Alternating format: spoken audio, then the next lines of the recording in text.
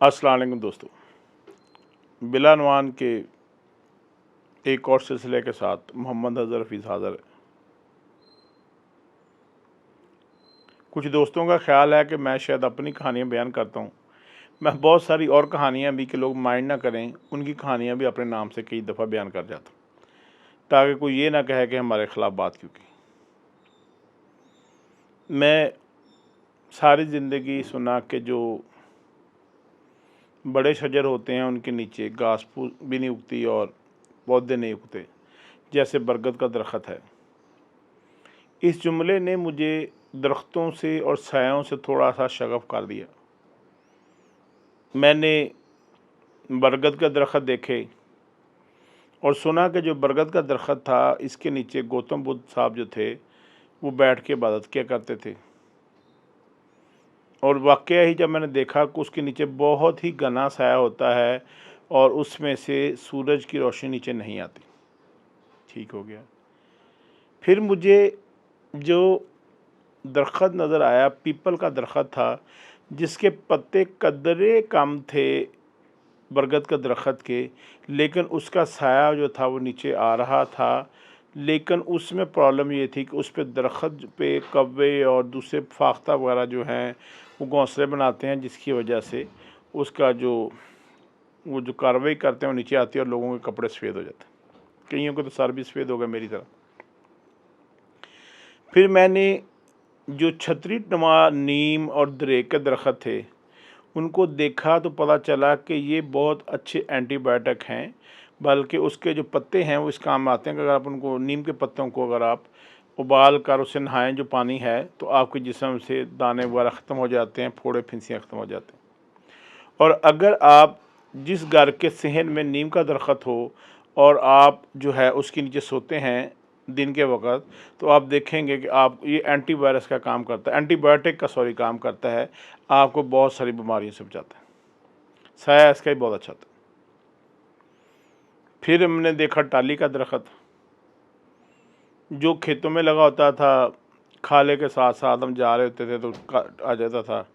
उसकी मसवाक भी लोग तोड़ के कर लेते हैं और उससे जो है लोग साया भी लेते हैं। अब ये एक ऐसा साया है कि जिसमें धूप भी होती है और साया भी होता है। और उसकी लकड़ी जो है, टाली की लकड़ी जो है, वो बहुत सारे फर्नीचर के काम भी आती है। फिर हमने मरी की तरफ सफ़र किया तो वहाँ पे हमें दरख्त नज़र आए, चीड़ का दरख्त नज़र आया, अखरोट का, ये सारे देखे। इनके पत्ते बहुत बारीक थे। इन सारों को जब समझना शुरू किया तो अल्लाह की शान थी कि यहाँ पे बर्फ़ पड़ती है, तो अगर बर्फ़ वाले इलाके में बड़े पत्तों वाले दरख्त होंगे तो जब बर्फ़ उन पर पड़ेगी तो टूट जाएंगे। जहाँ पे धूप ज़्यादा होती है वहाँ बड़े पत्तों वाले दरख्त होते हैं, ताकि लोग उसके साए में बैठ सकें।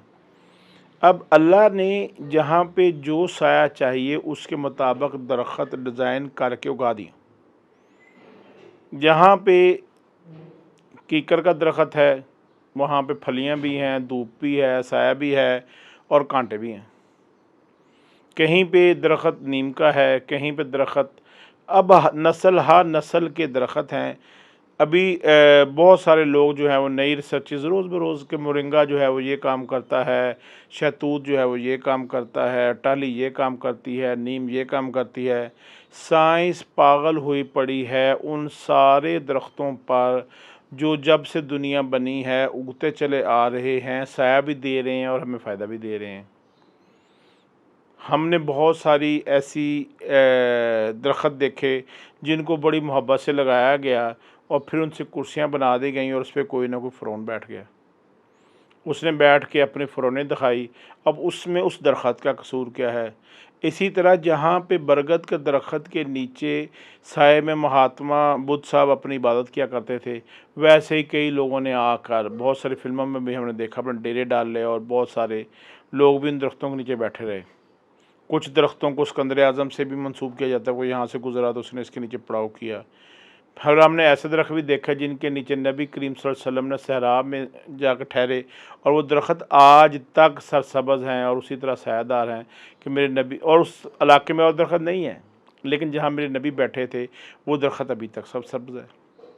हमने बहुत सारे दरख्त देखे और फिर जब मैं चाइना गया तो मैंने देखा कि जो 8000 फुट बुलंदी है उससे ऊपर जो दरख्त नहीं होते, वहाँ पे चाइना ने सारा घास लगाया हुआ है, हमने खाली पहाड़ छोड़े हुए हैं। ये मेरे लिए नई बात थी कि दरख्त को बढ़ने फलने फूलने के लिए भी ऑक्सीजन चाहिए, और जहाँ पे ऑक्सीजन की कमी होती है, जैसे हमें जिन इलाकों में जाकर सर दर्द शुरू होता है या वॉमिट फील होना शुरू होती है, बेसिकली वो हाइट फोबिया नहीं है, वो ऑक्सीजन की कमी है। सियाचिन वगैरह पे जाके तो बहुत ज़्यादा होती। तो अगर आप बाबूसर टॉप पे चले जाएं या आप गिलगित हुंजा वाला चले जाएं या खुंजराव वगैरह चले जाएं, तो वहाँ पे भी आपको सांस में थोड़ा सा मसला शुरू हो जाएगा। तो क्या है, बेसिकली ऑक्सीजन कम है। तो इन इलाकों में जो दरख्त हैं किसी भी किस्म के नहीं होते, लेकिन अल्लाह ने घास के अंदर ये खसूसियत रखी है कि उसको वहाँ लगाया जा सकता है। अगर जो हमारे बाब इख्तियार हैं वो सुन रहे हैं मेरी आवाज़ को, तो उनसे दरख्वास्त है, जिस चाइना ने अपने उस दूसरी तरफ जो हमारा गिलगित हुंजा दूसरी तरफ है, दोसाई की दूसरी तरफ जो हमारा चाइना को टच होता है, उन्होंने वहाँ पे घास लगा कर ग्रीन फील्ड्स बना दी हैं, तो हम क्यों नहीं बना सकते। घास को इतना महंगा प्रोजेक्ट तो नहीं।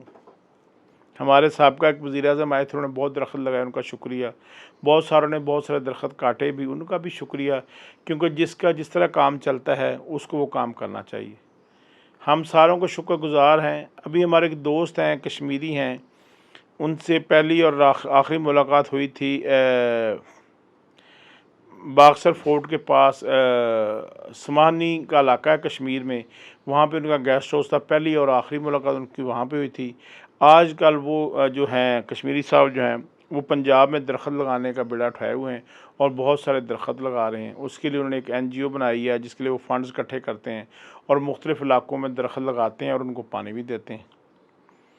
तो दरख्त लगाना एक सुन्नत रसूल भी है और एक अच्छा काम है कि आप लोगों के लिए लकड़ी, फल, साया किसी ना किसी सूरत में फ़ायदे का बंदोबस्त कर रहे हैं, और अल्लाह बारी ताला भी डेफिनेटली उसके एवज़ आपको फ़ायदा ही देंगे।